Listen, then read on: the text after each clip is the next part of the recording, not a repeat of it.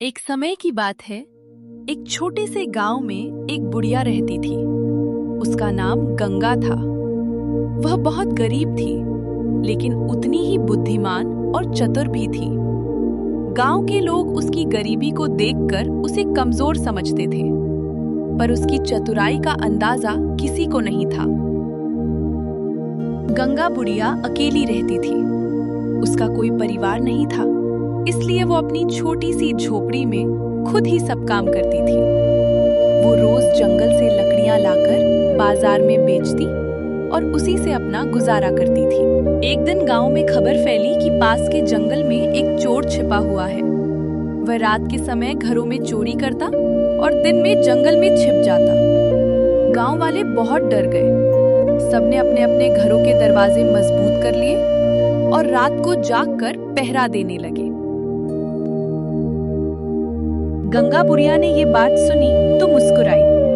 उसने सोचा, ये चोर अगर मेरे घर आया तो मैं उसे सबक सिखाऊंगी। कुछ दिनों बाद एक रात वही चोर गंगा बुढ़िया की झोपड़ी के पास आया। उसने सोचा, ये बुढ़िया अकेली है, इसके घर से चोरी करना आसान होगा। वो धीरे धीरे झोपड़ी के अंदर घुस गया, लेकिन गंगा बुढ़िया पहले से तैयार थी।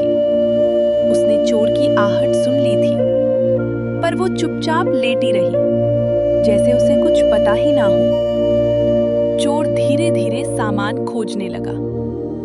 तभी बुढ़िया ने ऊंची आवाज में कहा, अरे राम, आज तो मेरे घर बहुत बड़ा मेहमान आया है।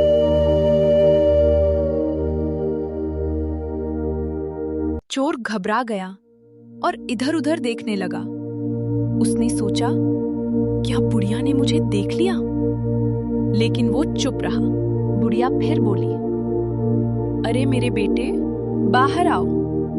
देखो, आज हमारे घर एक ताकतवर आदमी आया है। तुम उसे पकड़ लेना, मैं उसे रस्सी से बांध दूंगी। ये सुनकर चोर के होश उड़ गए। उसने सोचा कि बुढ़िया का कोई बेटा भी है जो शायद बहुत ताकतवर है। डर के मारे वो भागने लगा, लेकिन गंगा बुढ़िया इतनी आसानी से उसे जाने नहीं देना चाहती थी। उसने जल्दी से दरवाजा बंद कर दिया और बोली, अरे कहाँ भाग रहे हो? अब तो तुम फंस चुके हो। चोर डर के मारे कांपने लगा। वो बोला, मुझे माफ कर दो माँ, मैं अब कभी चोरी नहीं करूंगा। बुढ़िया ने चालाकी से कहा, ठीक है, अगर तुम सच में सुधरना चाहते हो तो मेरी एक बात मानो। चोर ने तुरंत कहा, हाँ, मैं सब मानूंगा। बुढ़िया बोली, तुम अभी गांव के चौकीदार के पास जाओ और अपने आप को उनके हवाले कर दो। अगर तुमने ऐसा नहीं किया तो मेरा बेटा तुम्हें पकड़कर बहुत सजा देगा। चोर इतना डर गया था कि उसने बिना कुछ सोचे समझे बुढ़िया की बात मान ली। वो तुरंत गांव के चौकीदार के पास गया और अपने आप को पकड़वा दिया। अगली सुबह जब गांव वालों को ये पता चला तो वे हैरान रह गए। उन्होंने बुढ़िया से पूछा, तुमने इस चोर को कैसे पकड़ा? गंगा बुढ़िया हंसते हुए बोली, मैंने उसे अपनी चतुराई से डराया। मेरे पास न कोई बेटा है न कोई ताकत, लेकिन दिमाग से बड़ी कोई ताकत नहीं होती।